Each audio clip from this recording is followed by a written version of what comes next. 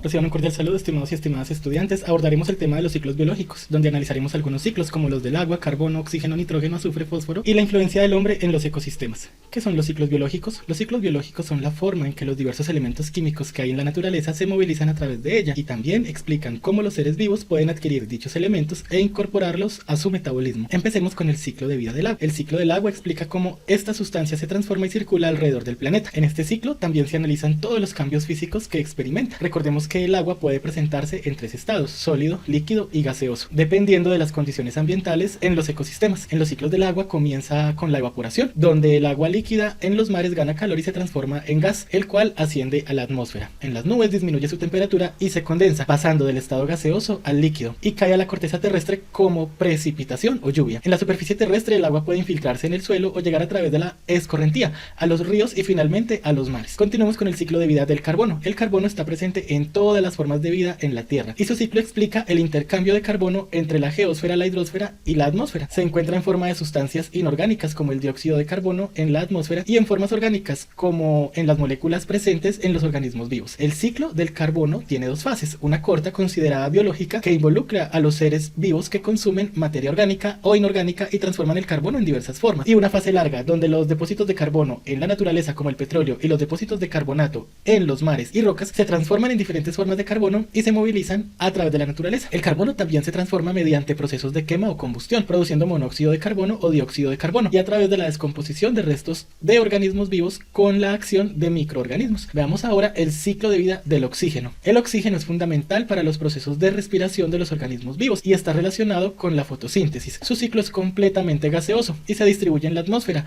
la biosfera y la litosfera. El oxígeno presente en la atmósfera se adquiere durante la respiración y es liberado a través de la fotosíntesis, donde las plantas transforman el dióxido de carbono en materia orgánica y liberan oxígeno. Los organismos vivos lo consumen en la respiración para obtener energía y los descomponedores también lo necesitan. Además, la descomposición de rocas también libera oxígeno a la atmósfera. Veamos el ciclo de vida del nitrógeno. El nitrógeno es el elemento más abundante en la atmósfera y es fundamental para la vida en la Tierra, ya que forma parte de moléculas importantes como las proteínas y los ácidos nucleicos. Las bacterias desempeñan un papel fundamental en la movilización del nitrógeno a través de la naturaleza. Las bacterias presentes en las raíces de muchas leguminosas tienen la capacidad de convertir el nitrógeno gaseoso en una forma soluble como el amonio NH4. Luego, a través de procesos de nitrificación y desnitrificación, el nitrógeno se convierte en formas asimilables para las plantas y se mueve a través de la cadena alimentaria. Veamos el ciclo de vida del azufre. El azufre está presente en moléculas vitales como las proteínas y las enzimas, y su ciclo es complejo en la naturaleza. Se encuentra en forma de sulfuros y sulfatos, y las bacterias juegan un papel importante en su movilización a través de la naturaleza. El azufre presente en el suelo y en compuestos como el sulfuro de hierro se transforma en óxido sulfúrico por la acción del oxígeno en el aire. Además, se produce ácido sulfhídrico por la actividad bacteriana del suelo.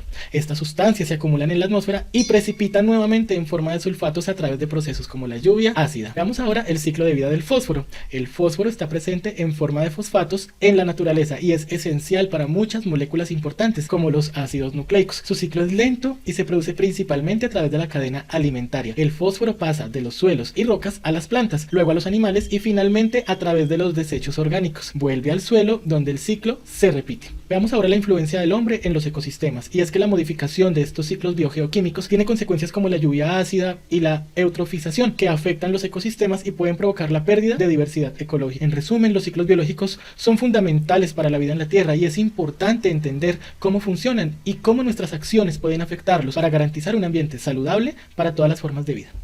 Vamos ahora a ver el pre-ICFES. En el planeta Tierra, el agua puede encontrarse en los tres principales estados de la materia: líquido, sólido y gaseoso. Durante el invierno, que se da en muchos países de clima templado como Canadá, Finlandia, Estados Unidos, entre otros, el agua se precipita en forma de nieve porque en la atmósfera el agua A sufre una condensación, es decir, pasa del estado líquido al sólido. B se sublima, lo que significa que pasa de gas a sólido. C sufre una licuefacción, lo que significa que pasa de líquido a sólido.